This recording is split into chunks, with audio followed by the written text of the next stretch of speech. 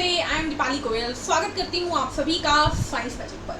तो स्टूडेंट्स, आज की क्लास में हम लोग पढ़ने वाले हैं प्लास्टिक के बारे में, यानी कि पॉलीमर चैप्टर को, बहुलक चैप्टर को आज की क्लास में हम लोग खत्म कर देंगे। अभी तक हमने पॉलीमर के बारे में क्या पढ़ा है स्टूडेंट? हम लोग जानते हैं कि पॉलीमर एक ऐसी चीज है, बहुलक एक ऐसी चीज है जो कि मोनोमर से मिलकर बनती है, एकलक से मिलकर बनती है। जब बहुत सारे एकलक जुड़ते हैं हाई टेम्परेचर और हाई प्रेशर पर, उच्च तापमान, उच्च दाब पर, तो बनाते हैं बहुलक यानी कि पॉलीमर। फिर हमने बात की कि पॉलीमर दो प्रकार के होते हैं, जो कि क्या होते हैं? नेचुरल और आर्टिफिशियल। पॉलीमर बनने की प्रोसेस को पॉलीमराइजेशन यानी बहुलीकरण कहते हैं। नेचुरल रबड़ होते हैं, नेचुरल पॉलीमर होते हैं हमारे पास हमारा DNA, protein, glycogen, starch, cellulose और हमारा नेचुरल रबड़। फिर हमने पढ़ा आर्टिफिशियल पॉलीमर के बारे में, जो कि है रेशे, प्लास्टिक और आर्टिफिशियल रबड़। एक एक करके हमने नेचुरल पॉलीमर की डिटेल पढ़ी, यानी कि डीएनए बनता है न्यूक्लिक एसिड से, प्रोटीन अमीनो एसिड से। हमने पढ़ा सेल्यूलोज ग्लूकोज से बनता है, ग्लाइकोजन और स्टार्च भी ग्लूकोज से बनते हैं। फिर हमने नेचुरल रबड़ देखा कि वो पेड़ की टहनी से हमें मिलता है, टहनी से लेटेक्स मिलता है, लेटेक्स से आइसोप्रीन मिलता है और आइसोप्रीन से हम नेचुरल रबड़ बनाते हैं, जो कि बहुत ही ज़्यादा लचीला होता है। फिर हमने पढ़ा किसके बारे में? तो रेशों के बारे में। रेशे मिलकर धागे बनाते हैं, धागों से कपड़ा बनता है। रेशे कई प्रकार के, नायलॉन 6 कैप्रोलैक्टम से बनता है, रेयोन को आर्टिफिशियल सिल्क कहते हैं। नायलॉन 6 पढ़ा हमने, जो कि 6 वाले कार्बन मॉलिक्यूल से, एडिपिक एसिड से और हेक्सामिथाइलिन डायमीन से बनता है। हमने डेक्रोन पढ़ा। फिर हम चले किसकी तरफ? हम चले आर्टिफिशियल रबड़ की तरफ, जो कि नेचुरल रबड़ से लैब में बनाए जाते हैं। कौन कौन से थे? ब्यूना N, ब्यूना S हमारे पास, और क्या थे? नियोप्रीन था हमारे पास और थायोकोल था। थायोकोल आपको याद करने के लिए मना कर दिया था। नियोप्रीन क्लोरोप्रीन से, ब्यूना S ब्यूटाडाइईन और स्टाइरीन से, ब्यूना N ब्यूटाडाइईन और एक्राइलोनाइट्राइल से।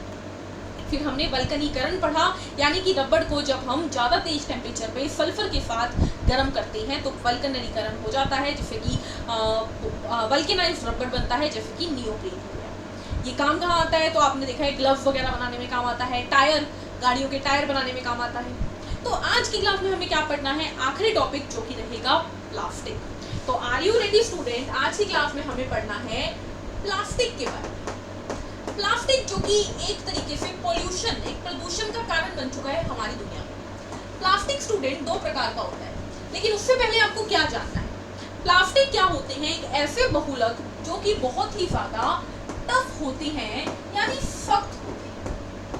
प्लास्टिक की खोज किसने की? तो प्लास्टिक की खोज याद रखिएगा स्टूडेंट, प्लास्टिक की खोज की एक साइंटिस्ट जिनका नाम था अलेक्जेंडर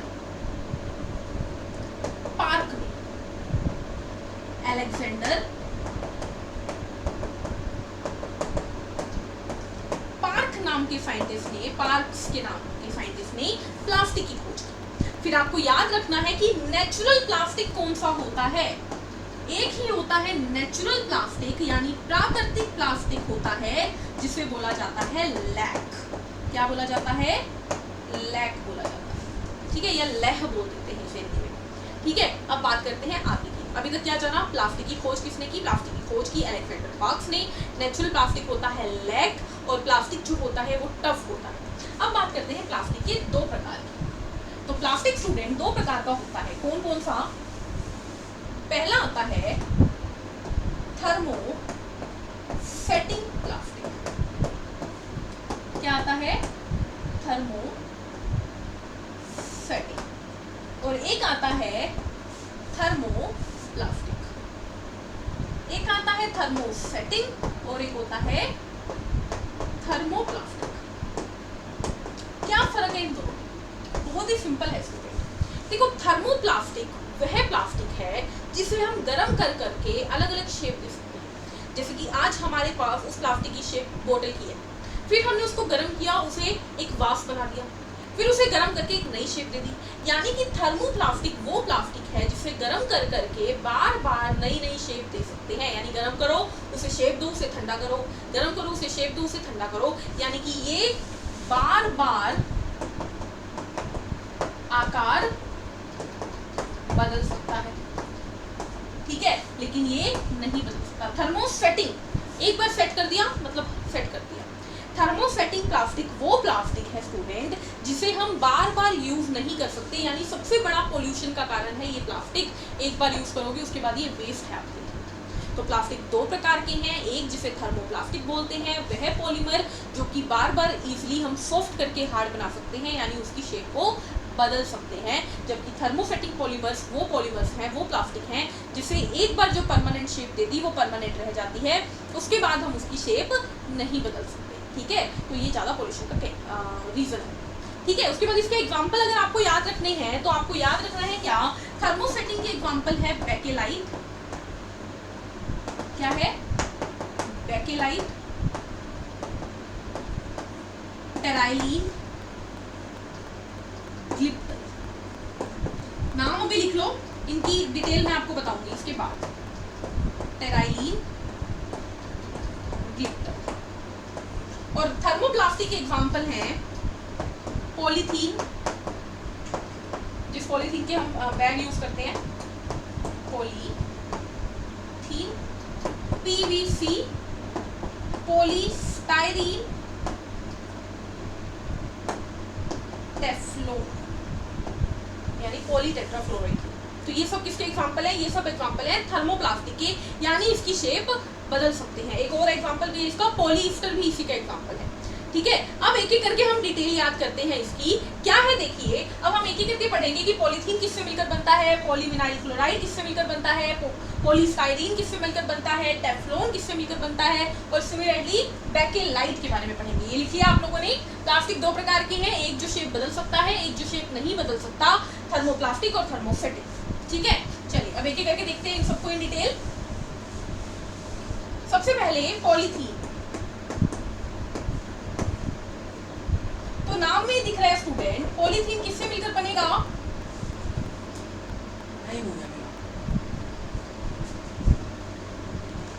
पॉलीथीन किससे मिलकर बनेगा, पॉलीथीन मिलकर बनेगा इथीन से।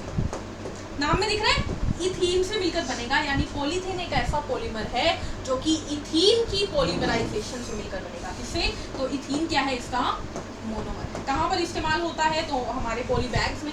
ठीक है, जो उठाने वाले थैले होते हैं उसमें बोतलें बनती हैं इसकी, खिलौने बनते हैं इसके, कुर्सियाँ, मेज, ये सब कुछ बनता है पॉलीथीन का।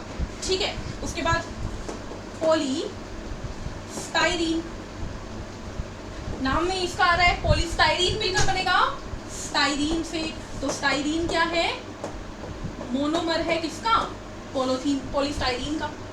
फिर आता है हमारे पास पीवीसी, पीवीसी की फुल फॉर्म क्या है, पॉली विनाइल क्लोराइड, क्या है, पॉली विनाइल क्लोराइड।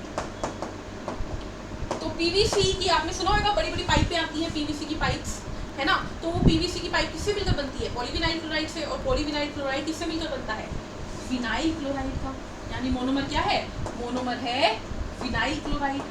ठीक है, नाम में देख रहे हो आप सब कुछ। और आखिरी आता है हमारे पास क्या, टेफ्लॉन। टेफ्लॉन बनता है टेट्रा फ्लोरो इथीन से। किससे मिलकर बनता है, टेट्रा फ्लोरो इथीन से, यानी इथीन तो है ही और उसके ऊपर 4 फ्लोरीन है, ये है, इससे मिलकर बनता है टेफ्लॉन।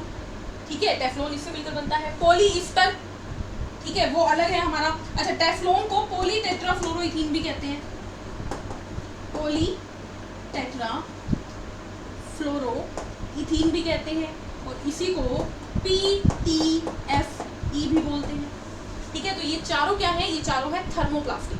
पॉलीथीन बनता है इथीन से, पॉलीस्टाइरीन बनता है स्टाइरीन से, पॉलीविनाइल क्लोराइड बनता है विनाइल क्लोराइड से, पॉलीटेट्राफ्लोरोइथीन यानी टेफ्लॉन बनता है टेट्राफ्लोरोइथीन से। क्लियर है। आखिरी बचता है हमारे पास बेकेलाइट। बेकेलाइट की बात कर लो, बेकेलाइट एक बहुत बहुत इंपॉर्टेंट पॉलीमर है। किससे मिलकर बनता है स्टूडेंट, तो ये मिलकर बनता है फॉर्मल्डिहाइड प्लस फिनोल। फॉर्मल्डिहाइड का मतलब हो गया HCHO और फिनोल हो गया हमारा बेंजीन रिंग के ऊपर OH। इन दोनों से मिलकर बनता है बेकेलाइट। बेकेलाइट पहला आर्टिफिशियल प्लास्टिक है। पहला कृत्रिम प्लास्टिक होता है बेकेलाइट। ठीक है, तो इसी के साथ हमारा प्लास्टिक भी होता है खत्म।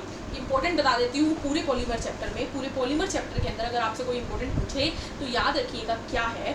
आपको पहले याद रखना है कि हमारा जो प्रोटीन होता है वो अमीनो एसिड से मिलकर बनता है। अच्छा, नेचुरल पॉलीमर को अलग से याद कर लीजिएगा, ठीक है, वो वैसे बायोलॉजी में हम कर चुके हैं।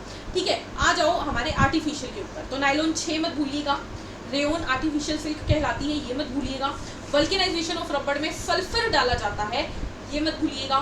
नियोप्रीन क्लोरोप्रीन से मिलकर बनता है, ये बहुत इंपॉर्टेंट बात है। फिर आ जाओ हमारी आज की क्लास में, तो बेकेलाइट मत भूलिएगा। बाकी चैप्टर 2 बार पढ़ लेना, लेकिन ये 5 बातें रट लेना। ठीक है, तो इसी के साथ हमारा चैप्टर हो जाता है खत्म। बेकेलाइट के बारे में लिख लिया अच्छे से कि बेकेलाइट जो होता है वो फॉर्मल्डिहाइड और फिनोल से मिलकर बनता है। तो आज के सेशन में इतना ही करेंगे, मिलेंगे नेक्स्ट सेशन में नए टॉपिक के साथ। तब तक के लिए पढ़ते रहिए, मुस्कुराते रहिए, खुद का ध्यान रखिए और टेलीग्राम चैनल को ज्वाइन कर लीजिए इन्हीं चैप्टर के नोट्स के लिए। Take care, thank you, bye bye.